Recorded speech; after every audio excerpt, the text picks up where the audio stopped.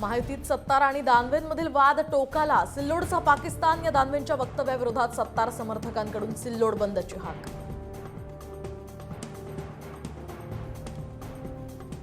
भारत आणि बांगलादेश सामन्यावरून राजकारण तापलं. बांगलादेशमधील हिंदूंवरील अत्याचाराच्या पार्श्वभूमीवर बीसीसीआयनं मॅचला परवानगी कशी दिली? आदित्य ठाकरेंचा सवाल.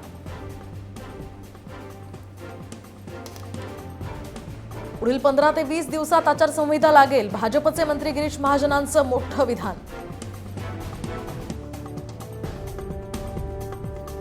सरकारमध्ये विना पैशांचं एकही काम होत नाही. 3 पक्षाचं सरकार आलं तरीही अडचणी कमी होत नाही. भाजप आमदार लक्ष्मण पवार यांचं विधान.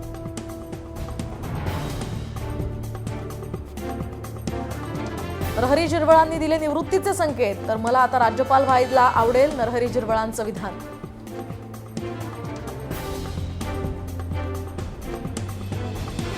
पुण्यात शरद पवारांचा अजित पवारांना आणखी एक धक्का. अजित पवारांचे 10 नगरसेवक पवारांसोबत जाणार. 27 तारखेला होणार पक्षप्रवेश. महाराष्ट्रातील राजकारण आता रंगमंचावर, तर मला काहीतरी सांगायचंय. मुख्यमंत्री शिंदेंवर आधारित नाटक. मुख्य भूमिकेत अभिनेता संग्राम समळे दिसणार.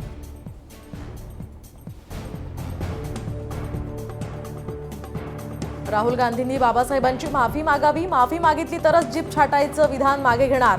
शिंदे गटाचे संजय गायकवाड आपल्या विधानावर ठाम.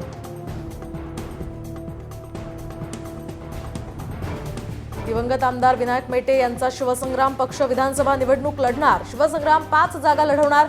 महायुती महाविकास आघाडीशी चर्चाही सुरू. ज्योती मेटे यांची माहिती.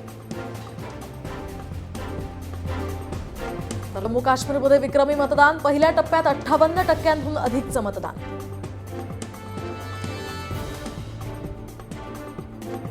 एमपीएससीच्या पूर्व परीक्षेसंदर्भात 23 सप्टेंबरला निर्णय. अनेक विभागांचे सुधारित मागणीपत्र प्राप्त नाहीत. स्पर्धा परीक्षा विद्यार्थी असोसिएशनची माहिती.